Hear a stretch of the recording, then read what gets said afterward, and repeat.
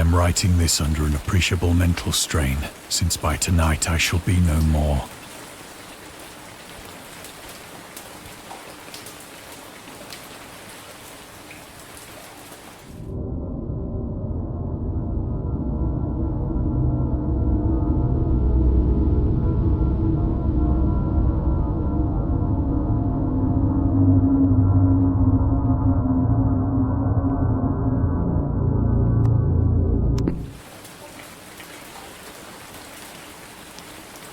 Penniless, and at the end of my supply of the drug which alone makes life endurable, I can bear the torture no longer, and shall cast myself from this garret window into the squalid street below.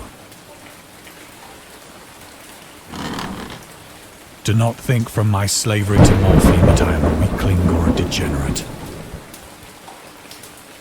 When you have read these hastily scrawled pages, you may guess, though never fully realize, why it is that I must have forgetfulness or death.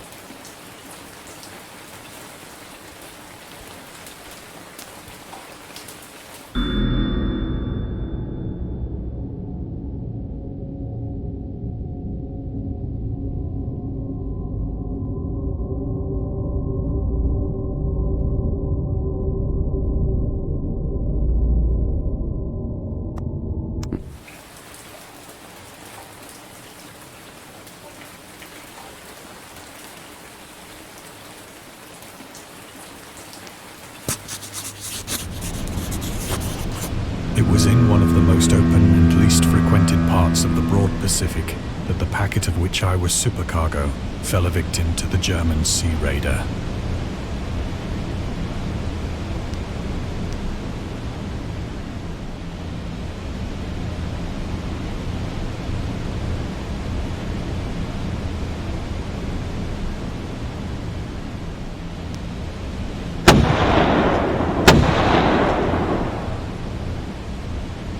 The Great War was then at its very beginning, and the ocean forces of the Hun had not completely sunk to their later degradation. So that our vessel was made a legitimate prize, whilst we of her crew were treated with all the fairness and consideration due us as naval prisoners.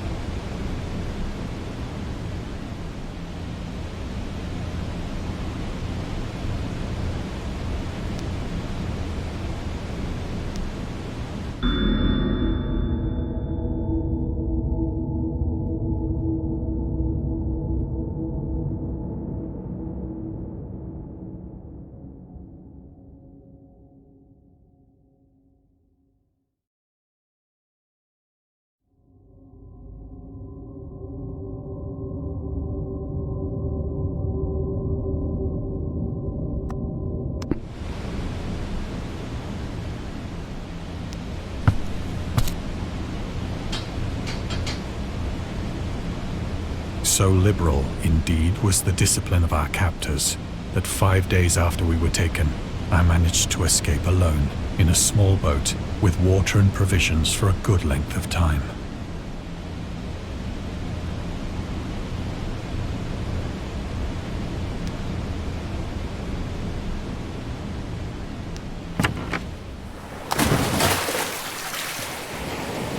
When I finally found myself adrift and free, I had but little idea of my surroundings. Never a competent navigator, I could only guess vaguely by the sun and stars that I was somewhat south of the equator. Of the longitude, I knew nothing, and no island or coastline was in sight.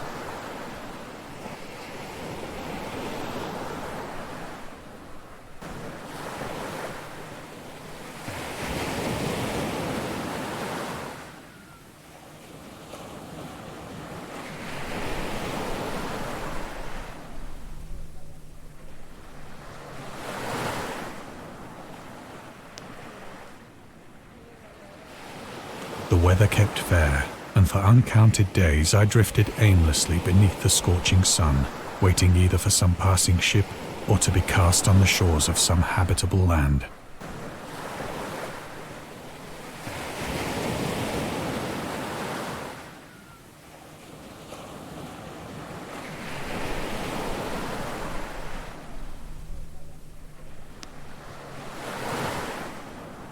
But neither ship nor land appeared, and I began to despair in my solitude upon the heaving vastness of unbroken blue. The change happened whilst I slept.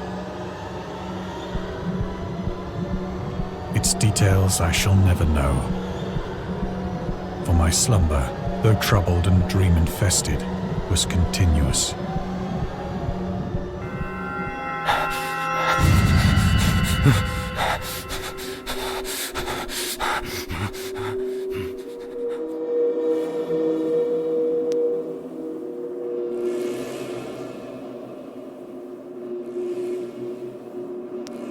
When at last I awoke, it was to discover myself half sucked into a slimy expanse of hellish black mire, which extended about me in monotonous undulations as far as I could see, and in which my boat lay grounded some distance away.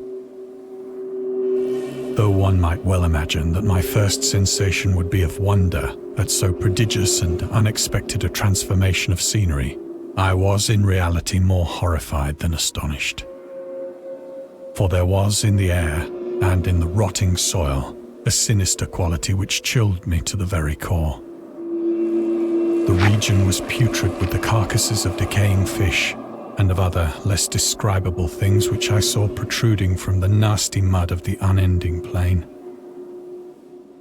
Perhaps I should not hope to convey in mere words the unutterable hideousness that can dwell in absolute silence and barren immensity.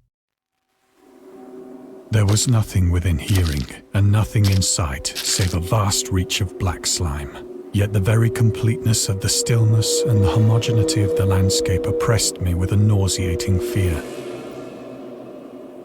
The sun was blazing down from a sky which seemed to me almost black in its cloudless cruelty, as though reflecting the inky marsh beneath my feet.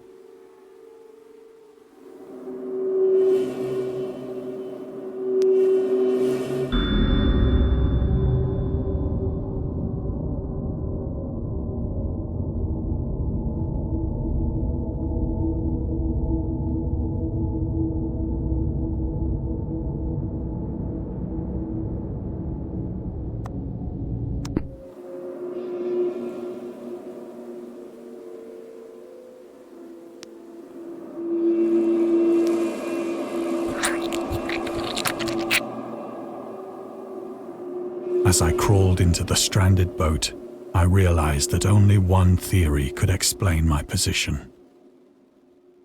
Through some unprecedented volcanic upheaval, a portion of the ocean floor must have been thrown to the surface, exposing regions for which innumerable millions of years had lain hidden under unfathomable watery depths.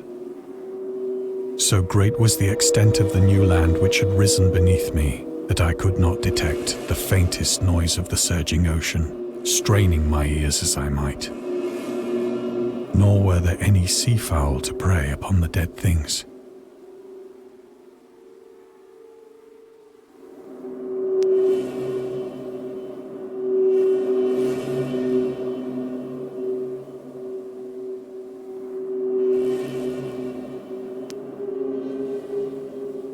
For several hours I sat thinking or brooding in the boat, which lay upon its side and afforded a slight shade as the sun moved across the heavens. As the day progressed, the ground lost some of its stickiness and seemed likely to dry sufficiently for traveling purposes in a short time. That night I slept but little, and the next day I made for myself a pack containing food and water, preparatory to an overland journey in search of the vanished sea and possible rescue.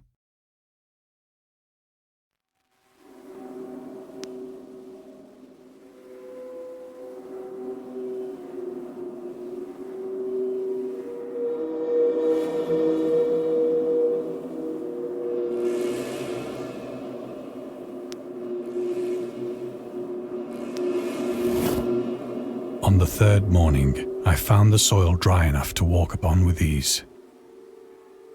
The odor of the fish was maddening, but I was too much concerned with graver things to mind so slight an evil. and set out boldly for an unknown goal.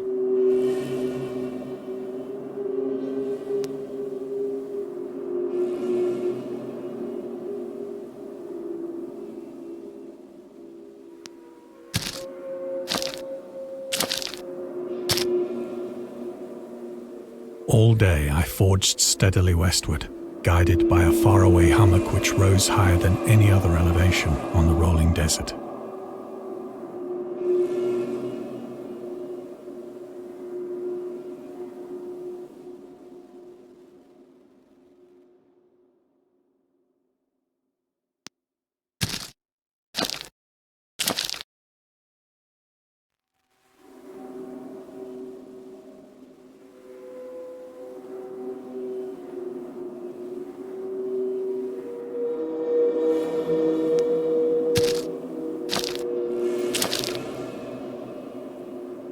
That night, I encamped, and on the following day still travelled toward the hummock, though that object seemed scarcely nearer than when I had first espied it.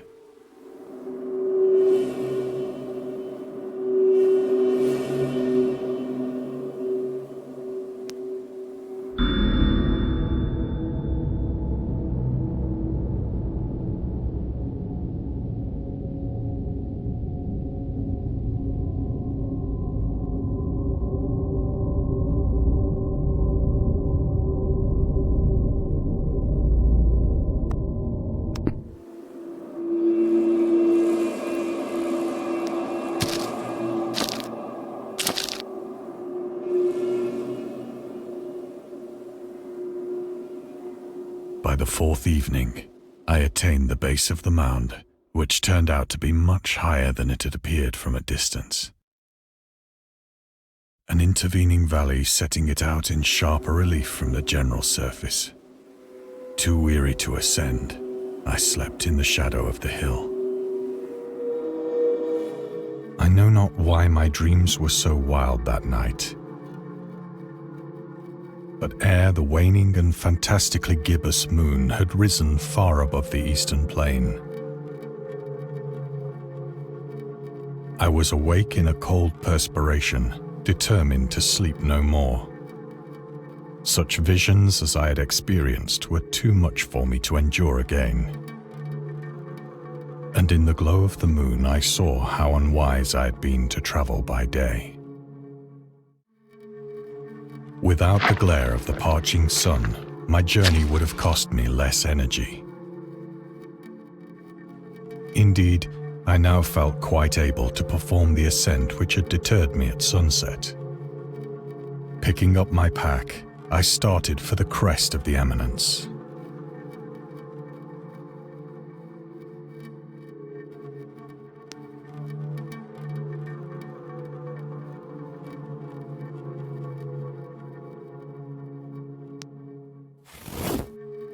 I have said that the unbroken monotony of the rolling plain was a source of vague horror to me.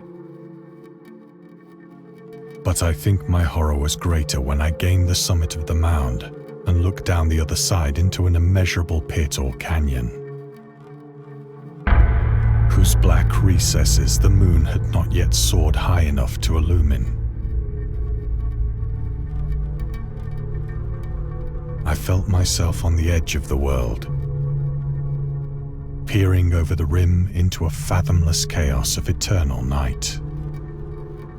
Through my terror ran curious reminiscences of Paradise Lost, and of Satan's hideous climb through the unfashioned realms of darkness. As the moon climbed higher in the sky, I began to see that the slopes of the valley were not quite so perpendicular as I had imagined.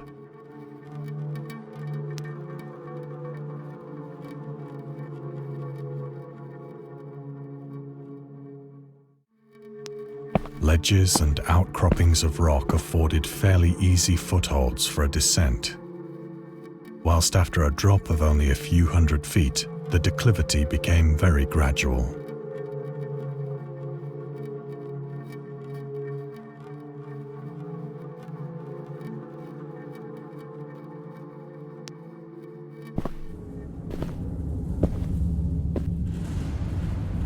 Urged on by an impulse which I cannot definitely analyze, I scrambled with difficulty down the rocks and stood on the gentler slope beneath, gazing into the Stygian deeps where no light had yet penetrated.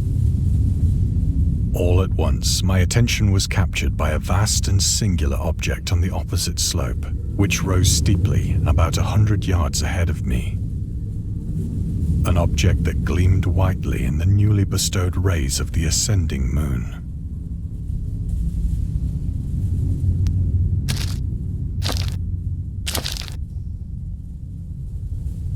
That it was merely a gigantic piece of stone, I soon assured myself. But I was conscious of a distinct impression that its contour and position were not altogether the work of nature. A closer scrutiny filled me with sensations I cannot express.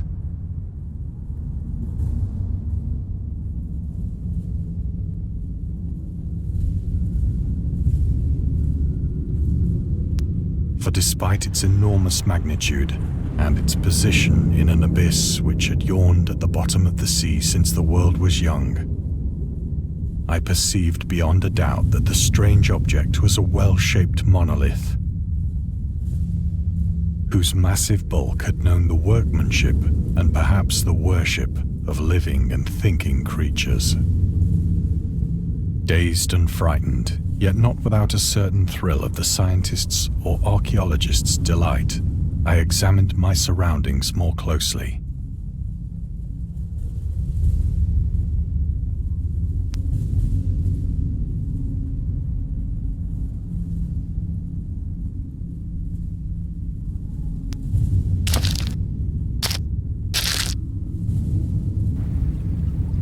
The moon, now near the zenith, shone weirdly and vividly above the towering steeps that hemmed in the chasm, and revealed the fact that a far-flung body of water flowed at the bottom, winding out of sight in both directions and almost lapping my feet as I stood on the slope. Across the chasm, the wavelets washed the base of the Cyclopean monolith, on whose surface I could now trace both inscriptions and crude sculptures.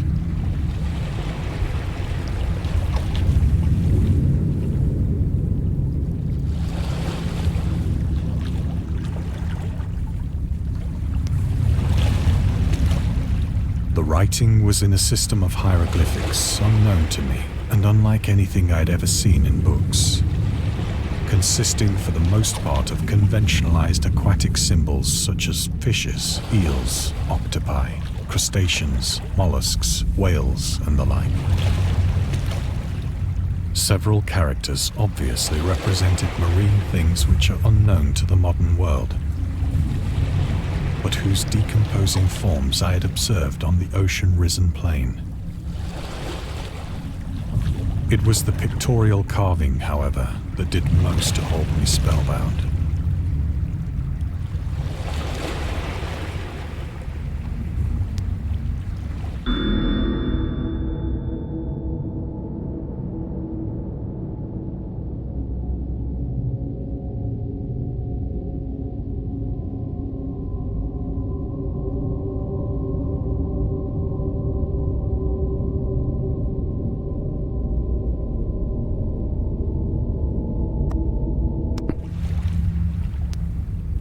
Plainly visible across the intervening water on account of their enormous size were an array of bas-reliefs whose subjects would have excited the envy of a Doré. I think that these things were supposed to depict men, at least a certain sort of men, though the creatures were shown disporting like fishes in the waters of some marine grotto, or paying homage at some monolithic shrine which appeared to be under the waves as well. Of their faces and forms I dare not speak in detail, for the mere remembrance makes me grow faint. Grotesque beyond the imagination of a Poe or a Bulwer, they were damnably human in general outline, despite webbed hands and feet, shockingly wide and flabby lips, glassy, bulging eyes, and other features less pleasant to recall. Curiously enough, they seem to have been chiseled badly out of proportion with their scenic background. For one of the creatures was shown in the act of killing a whale, represented as but little larger than himself.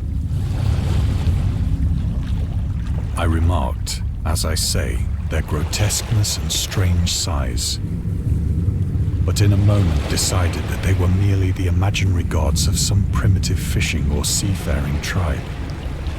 Some tribe whose last descendant had perished eras before the first ancestor of the Piltdown or Neanderthal man was born.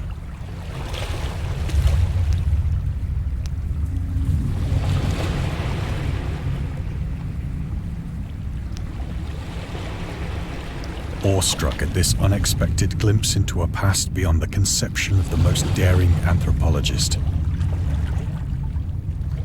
I stood musing whilst the moon cast queer reflections on the silent channel before me. Then, suddenly, I saw it. With only a slight churning to mark its rise to the surface, the thing slid into view above the dark waters. Polyphemus-like and loathsome, it darted like a stupendous monster of nightmares to the monolith, about which it flung its gigantic scaly arms, while it bowed its hideous head and gave vent to certain measured sounds.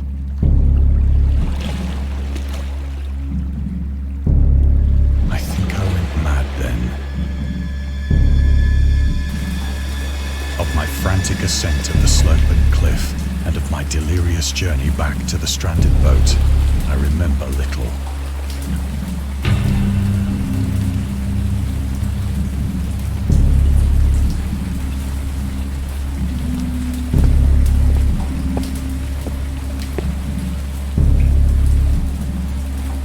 I sang a great deal and laughed oddly when I was unable to sing.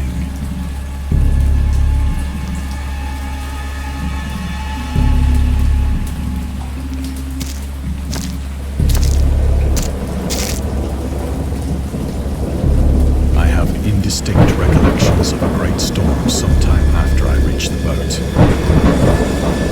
At any rate, I know that I heard pearls of thunder and other tones which nature utters only in her wildest moods.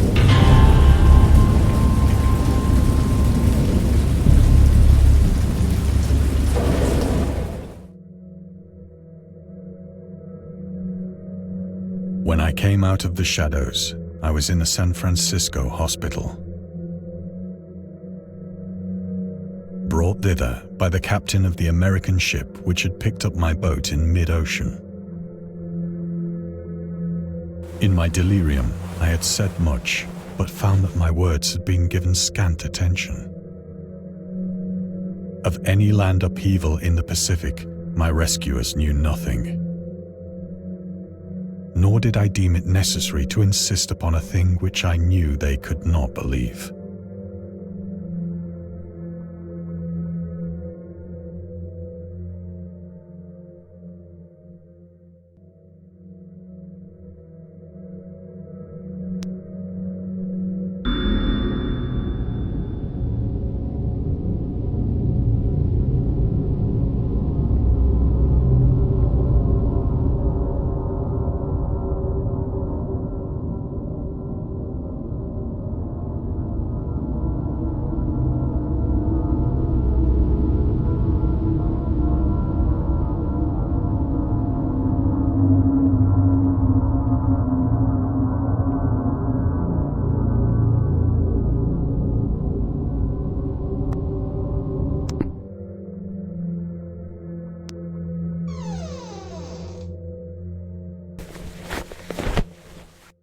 Once I sought out a celebrated ethnologist and amused him with peculiar questions regarding the ancient Philistine legend of Dagon, the fish god.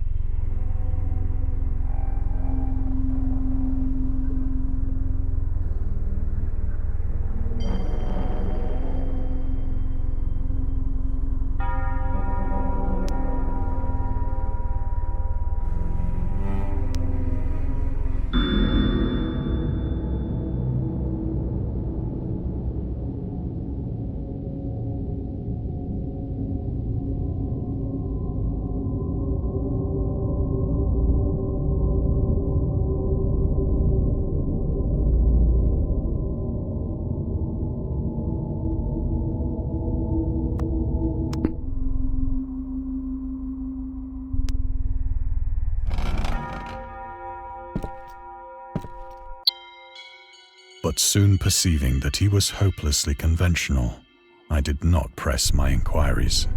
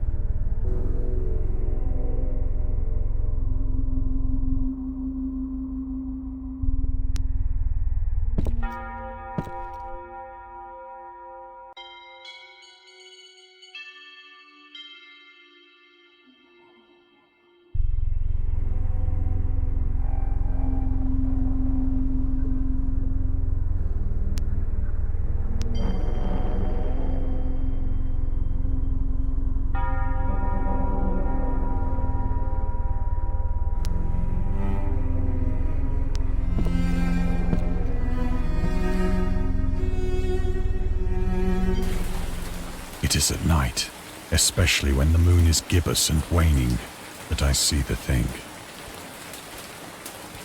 I tried morphine,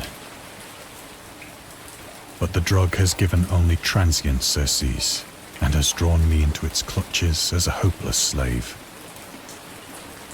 So now I am to end it all, having written a full account for the information or the contemptuous amusement of my fellow men.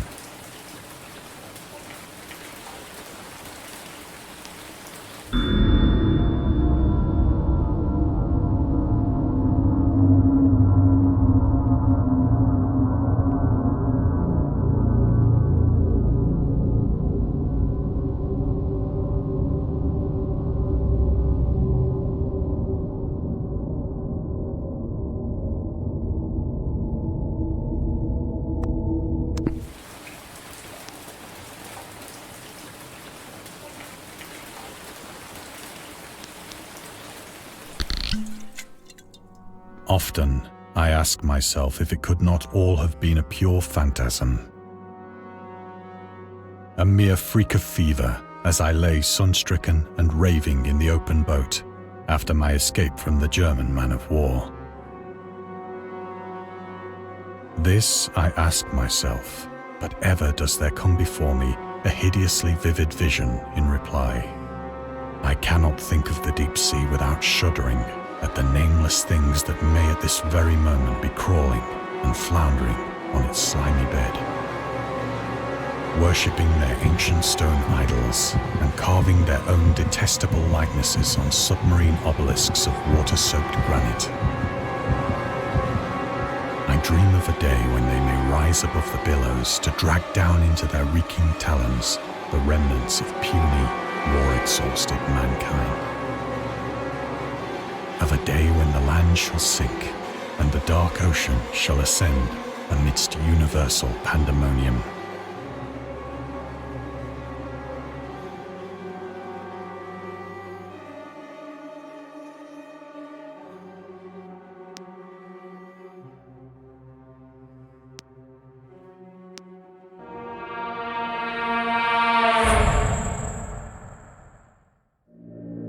The end is near.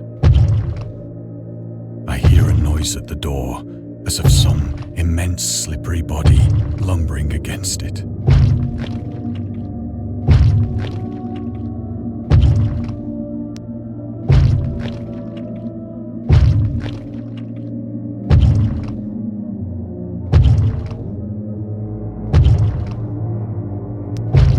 It shall not find me.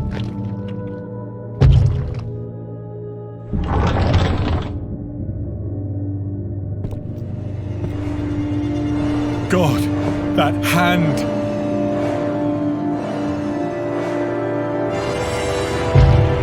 The window! The window!